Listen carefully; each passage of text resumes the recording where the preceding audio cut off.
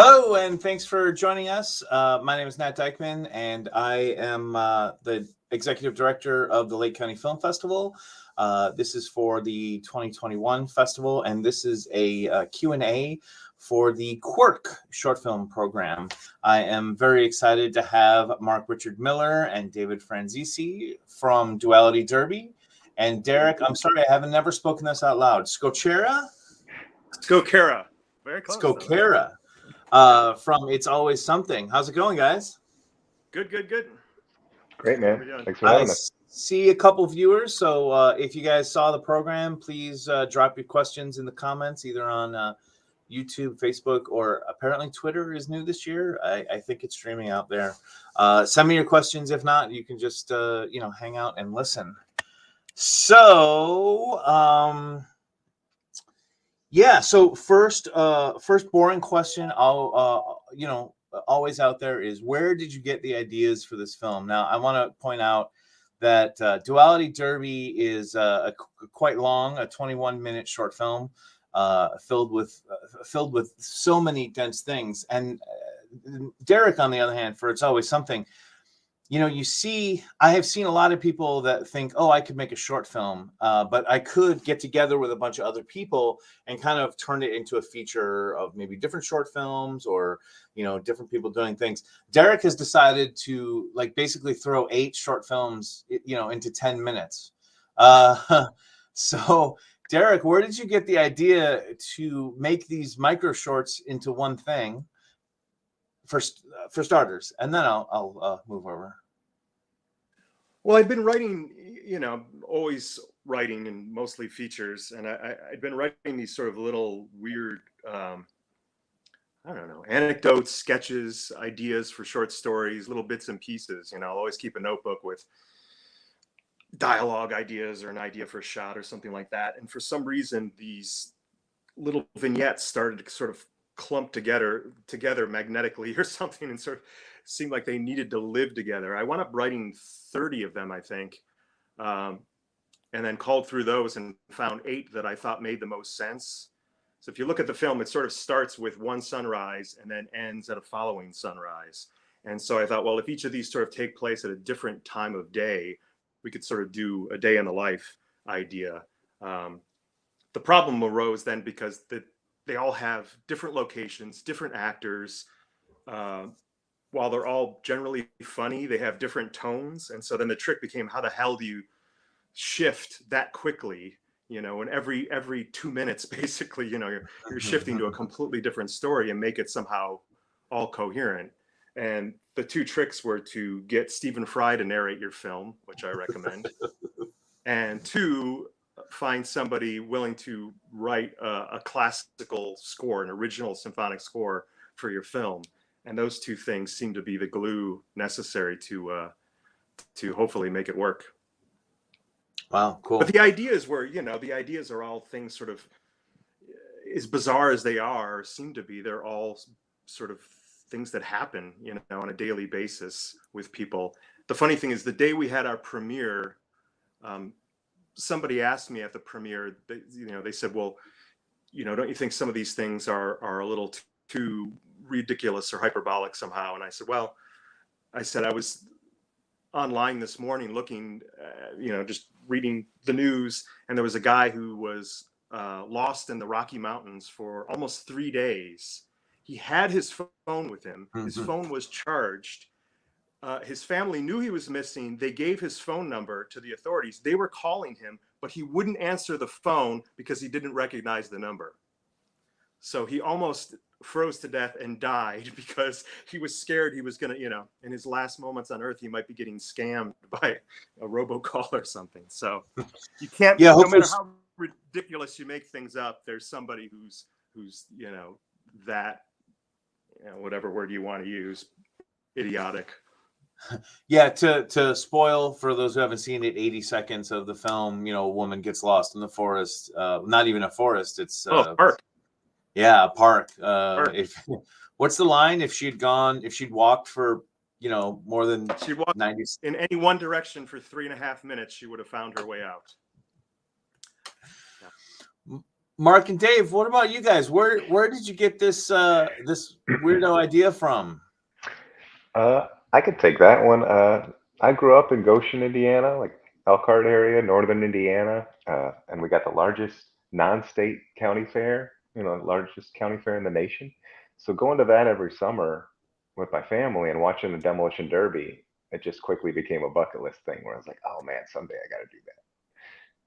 And had the idea kicking around for like 10 years, even pitched it to people I worked for back in the day when Dave and I worked for somebody else about 10 years ago. But it wasn't the right time. And reconnected with an old friend from elementary school who was able to engineer the cars. And Dave and I just worked together, writing the story back and forth from there, using that as an opportunity. I'm gonna drop a let's see if I can drop a comment in here about a film we showed, I don't even know, in 2007, which is about a demolition derby, but they all have tractor trailers. Sick. Now, is the demolition derby supposed to be something that we were supposed to catch on to? Because I definitely thought it was a race until they slammed into each other. The name's a play on words, as is Dave's character's name. Derby is in there, but yeah, I don't think a lot of people would maybe know unless they saw the trailer and saw the cars smashing into each other. But I think part of the film is that you're not really supposed to know exactly what's going on.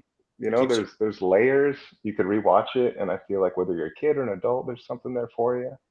I definitely want to talk about that because I noticed something when I watched it again, basically afterwards. But so you guys both, I feel, all four that played in person and the three that are online feel very, very deliberate with their visuals.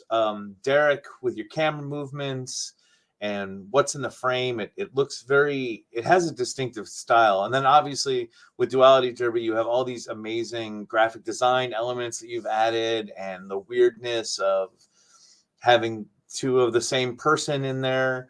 Derrick, can you tell us about shooting and your style of visuals of the story? Well, I personally storyboard all of my stuff, and I've also worked as a storyboard artist for Francis Ford Coppola and other people.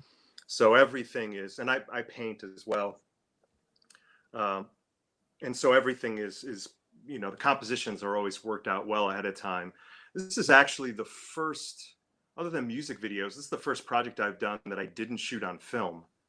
So I actually shot with a red camera, but then we found an old 1955 German Zeiss ultrascope lens. So it's shot anamorphically, and that kind of was the magic trick to not make it look like the red camera, which I'm still not a fan of. But part of it is that the narrator's sort of the star of the film, and I'd written the narration, and I had an idea of how long it would take and how much screen time we would need to cover the narration.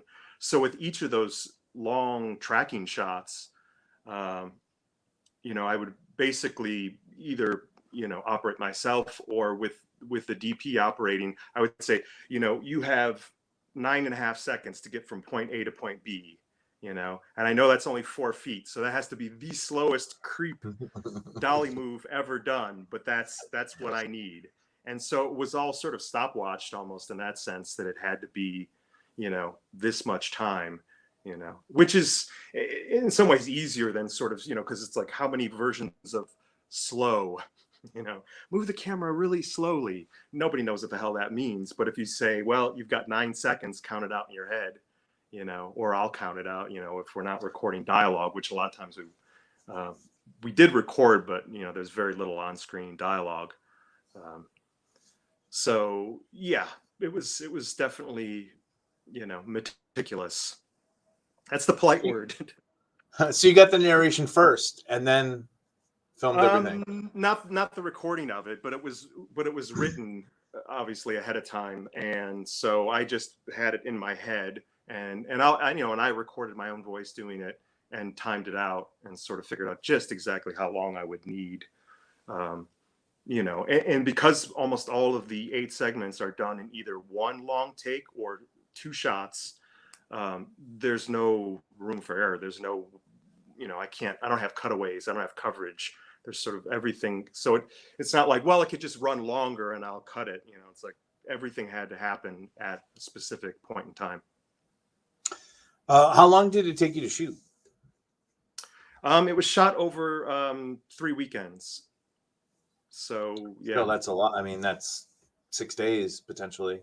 yeah. And we shot, I'm in San Francisco, but we shot in San Francisco and Oakland and Golden Gate Park, over in Fremont, which is a suburb from here. And so we actually had company moves during a few of those days. So we'd get up early in the morning, go up on a roof, and then have to come down, go to another location. So it was a lot of work. There were definitely long days. And it was one of those things too. I was working with mostly non-professional actors, or actors who had limited experience. And we had all this technical stuff that had to be done too. So everything was rehearsed to the point where it was just like, all right, no more acting, just do it, just physically go through the motions and we'll be fine. But, we'd wind up doing 10, 11, 12 takes. But once it was done, that was it. We're wrapped for this, on to the next thing. Cool. So after the first day of that, I think everybody sort of picked up on that and said, okay, well, once we get it right, then we're done, and that kind of, I think that definitely motivated everybody to get all the different timings right. And there were a lot, there were things where I had to actually call things out, so the actors were doing something, the lighting had to change, the camera had 3 or 4 different movements it had to accomplish within a single shot. And the only way to really do that with no budget and the time that we had was basically just call it out, All right, move the flashlight. Okay, camera pan right now. Okay, position B, all this kind of choreography. So cool. But when it works, it's fun. So Mark and Dave, I got that you wanted to do something with the Demolition Derby. Where did you decide to where did you pull these characters out of? When did you decide to make all this Garbage Pail Kids crazy logos? I know I didn't catch them all. What was behind that?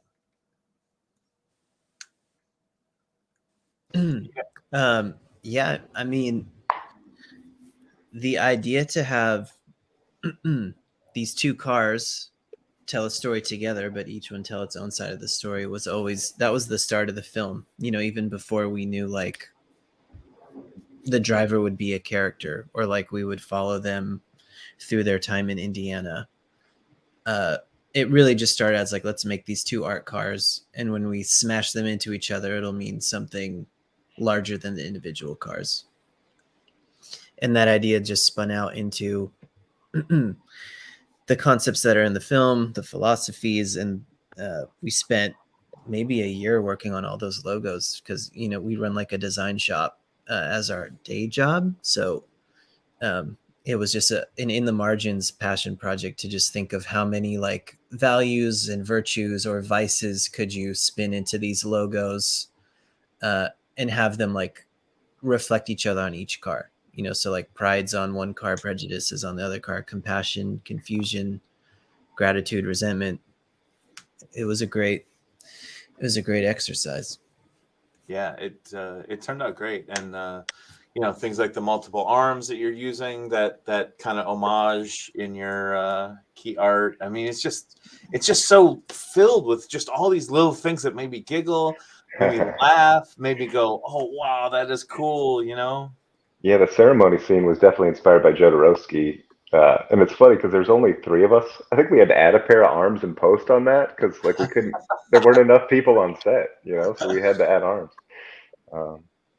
It reminded me of Samsara, which is one of my favorite movies. And I was like, this is a weird movie to be thinking of in my head when I'm watching this, Well, that was part of the idea with the whole project. Even when we displayed the cars at a fair, people would see them at a distance and it's like a honeypot. They're like, I like racing. I like derbies. And then they get closer and be like, tell you that. And then you'd be like, well, what sponsor do you like?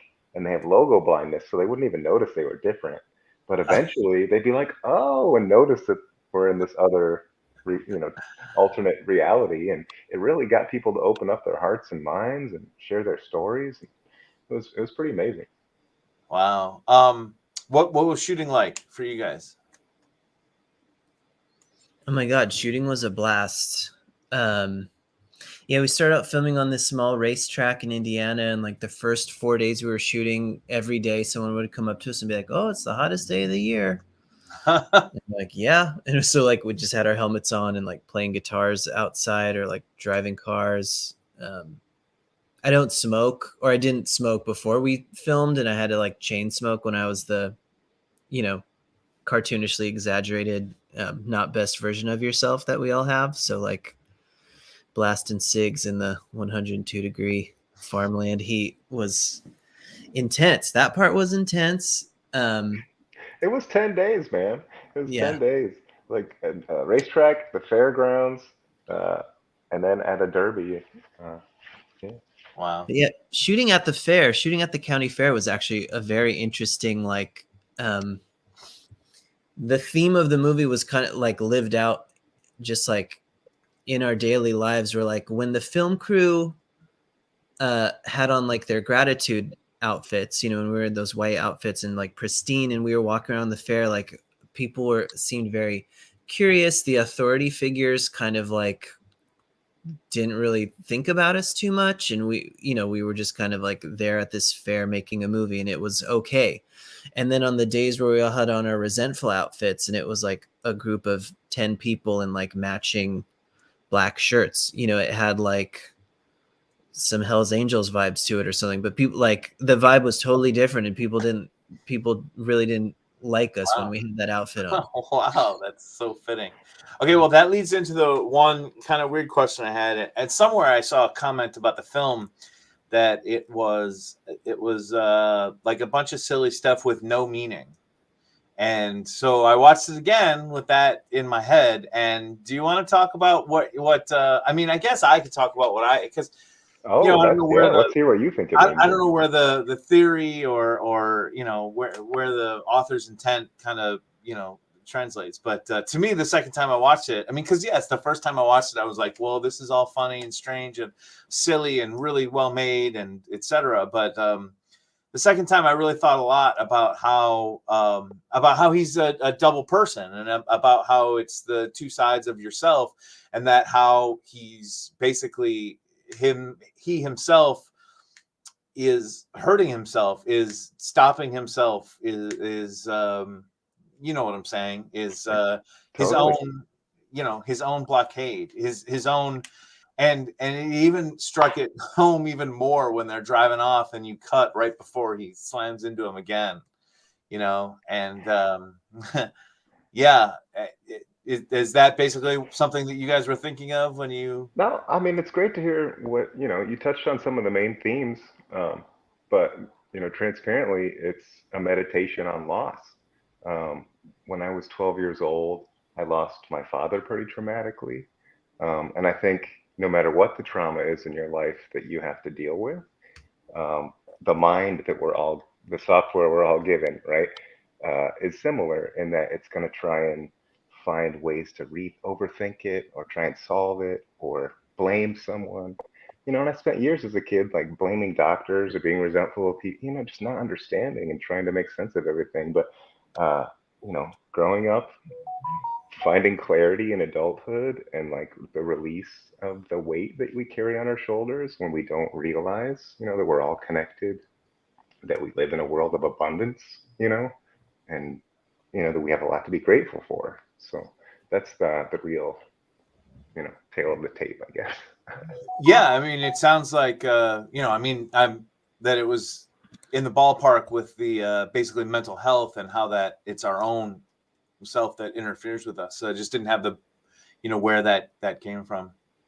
All right, Derrick. When did you find out you were going to get Stephen Fry, and how did you, for everyone, all the filmmakers watching, how did you get Stephen Fry to narrate your film? I asked him nicely. The end. Well, we shot the film, and I put together a short list. The magic wish list of people, that I thought would be good for that, and they're all brand name British actors. Pee Wee Herman, right? What's that? Pee Wee Herman. He would have been great for that. Of course, yeah. Paul Rubens. Well, I mean, it's sort of an omniscient narrator, and so it's always that idea of like that voice of God, you know. And it's like, okay, well, Morgan Freeman's out; he's done it too many times, and for whatever reason, even though I was born in Buffalo, New York, which is about as far away from England and it's culturally and in every other possible way, but lots of demolition derbies, though I did grow up with that. But I think it was always sort of this very proper British voice in my head when I wrote it. And so I just contacted I had no contact with him. I just contacted his agent and I sent the script along with a trailer. As soon as we finished shooting, I cut together a trailer and sent the two of those things off. And they got back to me right away. And she said, this is right up his alley. I think he might actually do it. This was just before we finished shooting just before the pandemic and the lockdown. So we were shooting at the very end of 2019. And she said, let me send it off to him and see what he thinks, and I got the usual, be patient. It's probably going to take a while. He's very busy, blah, blah, blah. He's got 15 shows on the air and he's writing a book and he's got 3 podcasts and he's doing, the audio book for blah, blah, blah. And I said, sure, of course. Yeah. And I assumed he was going to say no. So I actually reached out to 3 other actors who I probably shouldn't name. I don't know, thinking that, people are going to say no. And so let me line up a few more people. And the next day I heard back from all 3 of them and they all wanted to do it, which was a problem. It was a good problem, but it was like, oh shit, now what do I do? I'm going to piss off these other actors everyone and their agents. Okay, go ahead. Then the pandemic hits and it turns out that, obviously Stephen Fry, was my first choice anyway, but he also does a podcast. So he has a recording studio at home. Everybody else I would have had to wait because, you have to like get a car and send them to a studio and record it and all that. And he said, oh, I can do it at home. And he sent me the list, his tech list of his microphone and his setups and all that stuff. And he recorded a test for me. And, he's like, oh, is this going to be okay? I said, yeah, that's great. And that was it, and I basically, he got the tone immediately, when you work with people like that, the guy's, brilliant. There's no question about that. And he just did 2 or 3 takes of each line.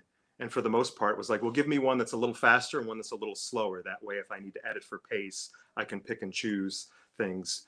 But, one conversation about the tone was enough and he got it.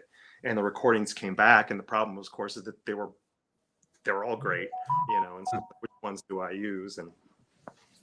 But yeah, it was, I don't know. I don't know if it's just, responding It's to raw the material. Yeah. It's always sometimes there's an interesting story, but usually it's just like, I wrote this and they liked it. And yeah, I've had that weird experience where I've got, I had a DVD company for years, Fantoma Films, and we wound up working with all these amazing people, including Jodorowsky. The very first DVD we did was his first film, Fando and Lise, and so I've known him now forever and ever and ever, and we worked with Francis Ford Coppola and Kenneth Anger and Martin Scorsese. So we wound up meeting a lot of like really great actors. So I've had moments where I've been able to send, A-list actors a script and get them to read it, but you still can't get it made, which is sort of the horrible thing about this business. But again, usually what happens when you're dealing with that is you're dealing with agents and we'll get back to you and then 6 months later it's like, oh yeah, never mind. So this was bizarre to have everybody agree to do it and then have to sort of,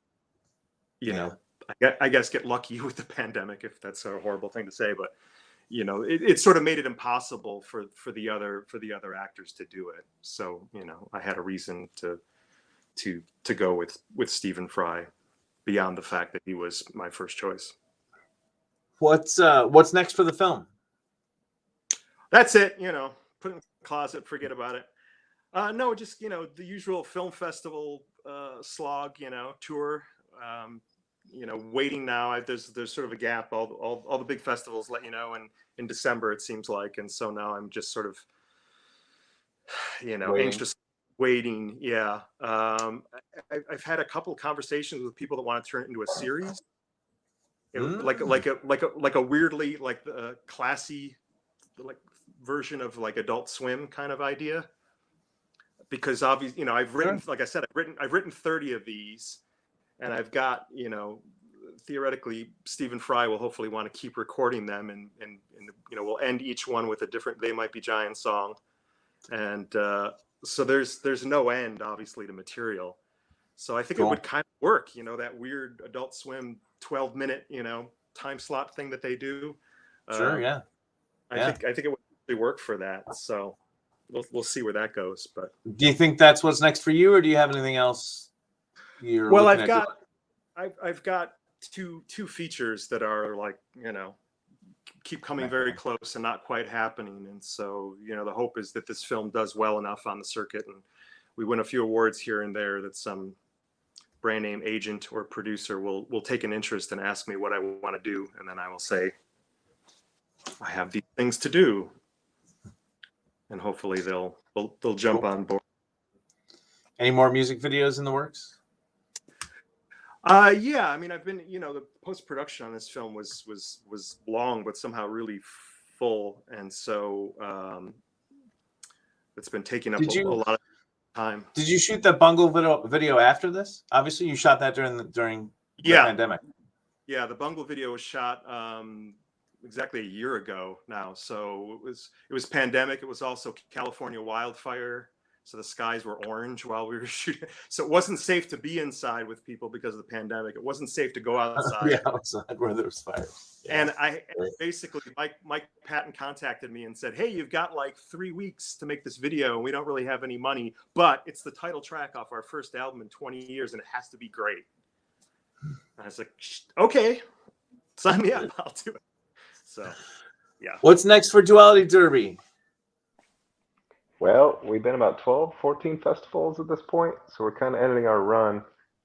And later this month, we're going to be putting it online for free on like Vimeo and YouTube, and I think No Budge, Omeletto on YouTube. Cool. We'll post links out when it's up. Sweet. What's next for you guys besides your day job? Do you have any other ideas? No, we're done. We're done. No more ideas. Okay. Yeah, there's always something cooking. We're working on a video game. We're like making the kind of last piece of furniture for our office. We just got back from playing music in upstate New York for like a week with our friends. But we'll be filmmakers again soon, I'm sure. We'll put on our filmmaker hat. It was fun. Sweet. Yeah, if you're interested in seeing more of our work, Dave did some shorts after this one called Disc, and you can see it at seeherenow.com. Yeah, see here now. I will. What's Disc? Right. I'm going to drop that in the comments. Great. Well, thanks for coming, everyone. Thank you. It's been great to learn about the films and what goes into making them and everything else. So have a great evening. You too. Thanks for that. Thanks so much. All the hard work. My pleasure. All right.